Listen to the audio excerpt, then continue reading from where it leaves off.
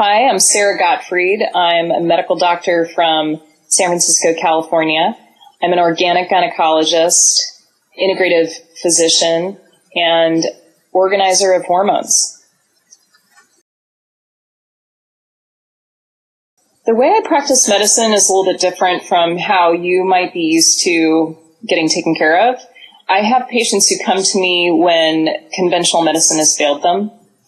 What I do is different. I do what I call evidence-based integration. So I bring together what we've learned from thousands of years of kind of the ancient traditions of taking care of people and how to manage things like stress and difficulty with digestion, how to integrate those into hormonal balance, and how to, those ancient systems are really great for both stress reduction, but also for self-realization. So I like to use both of those in my practice.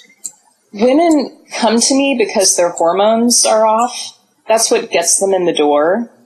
But often what we end up doing is getting to a bigger story. So especially with Gen Xers and some of the baby boomers, we get to a place of what I call radical prevention and predictive medicine. So how do we tailor what we do together as partners in your health to best address the things that you're most at risk for? So that's a different way of looking at how to move forward. It's much more proactive, it's much more engaged, and you're a partner in how that unfolds. Well, many women come to me when conventional medicine has failed them somehow. An example of this is women who have burnout. So they're fatigued, they don't have any libido, they have difficulty making exercise a priority, they're drinking a little more than they used to, they're eating more foods than they want to, they put on 5, 10 plus pounds. And they saw their primary care provider, told them about their symptoms, and were offering an antidepressant. And that's where conventional medicine just leaves a gap. There's a huge gap there. Women are looking for answers and solutions that are safe. You give a woman an antidepressant, say you put her on Lexapro or Prozac or Zoloft or Celexa, and what happens over time is that she's going to gain more weight on that medication. Her levels may not be as low, but she's going to gain a lot of weight on that. And that's not part of the message that you'll hear from your conventional medical doctor. So the way I work is different. I work at the level of figuring out what's happening with your hormones. How is estrogen balanced with progesterone? How are your adrenals working? How is that involved with the burnout?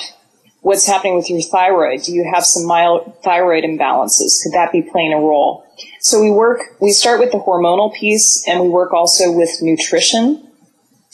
And then we start looking at some of the botanicals that can be used to balance some of those conditions.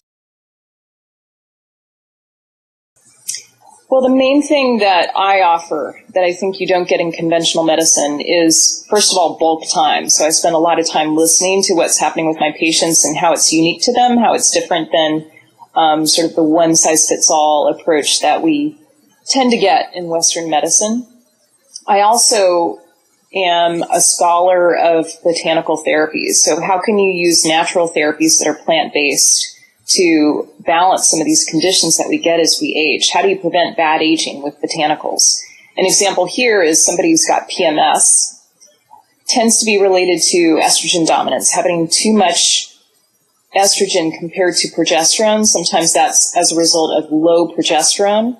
And I use Chase Tree Vitex to both raise progesterone levels, get your ovaries to make more progesterone, and also to make your progesterone receptors more sensitive to progesterone so that the progesterone you do have goes further. So that's an example of how I work. I find that botanicals are far safer than synthetic prescription drugs that most of us are given in conventional medicine. Well, hormones aren't 100% responsible. Women are complex. There's a lot more going on than just their hormones, but hormones tend to drive what you're interested in. They drive your interest in sex. They drive your vitality. They drive your ability to jump out of bed in the morning and your attitude about it. They drive your metabolism and how easy it is to be on your game in terms of maintaining your weight. So hormones are a big part of the story. It depends on each individual condition, but if you take something like low libido, for instance, which is, I think, epidemic in our country, if you take low libido, 70% of cases of low libido are related to low hormones. There's other pieces too, like emotional connectivity with your partner and how authentically you're living, but a big chunk of it is hormonal. So that's where we start. I work together with hormones and also self-actualization. The two go together, but you need the soil, the foundation of really good hormones to be fully actualized. Estrogen dominance is when you have too much estrogen compared to progesterone, and it usually comes from two causes. Either your ovaries are not making enough progesterone anymore, or you've got too much estrogen. So the equation, the definition is actually a progesterone divided by estradiol on day 21 to 22 that is less than 100 when measured in the saliva. And the way it shows up, the symptoms that you get are things like PMS, difficulty losing weight, fatigue, a tendency toward depression, especially kind of a lifelong tendency toward depression. Not full-on depression, but more mild, low-grade dysthymia. Over time, it can develop into fibroids, endometriosis, and worst case scenario, breast cancer. Some of the excess estrogen is related to the amount of fat that you have, the amount of fat that you have in your diet, how much you have on your body, and also estrogens from the environment. So we know that there's 700 plus xenoestrogens in the environment, and those can activate your estrogen receptors and make you estrogen dominant. And there's a way to clear these things out. You can clear out the estrogen and get to a more normal level of estrogens that you're metabolizing, and you can also raise your progesterone if it's too low. Oh, there's a number of other imbalances besides estrogen dominance. There's adrenal dysregulation, which is kind of a big name for when your adrenal glands, these little glands on the back, on top of your kidneys, they're little hats. So your adrenals produce a number of different hormones. They make cortisol and DHEA, and you can be either too high in those, which feels kind of tired but wired, or you can be too low, which just feels like fatigue, like it's hard to get out of bed, your sleep is disrupted, and so forth. Another issue, I kind of think of this as a three-legged stool. The three legs of the stool are estrogen and progesterone in good balance, thyroid function that's working well, and then your adrenals working well. So those three legs of the stool need to all be working in concert.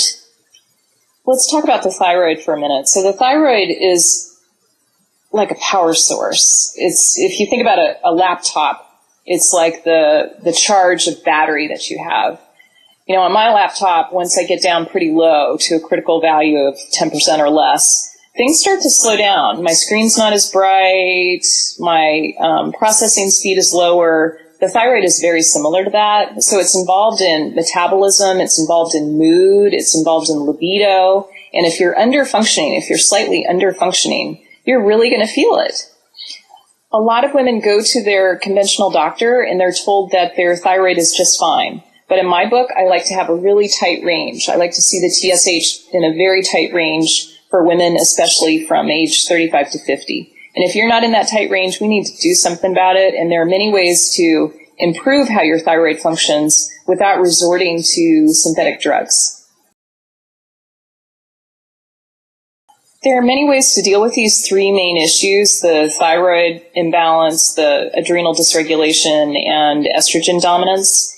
What I recommend starting with is to see how far you can get nutritionally. So I'm a big fan of getting some of the toxins out of your diet. There's certain things that you want to dump that are involved in harming your adrenals, your thyroid, and your ovaries. So I like to clean out the diet first, get your nutrition so that it best serves you, and then we see where we are and what we need to balance at that point.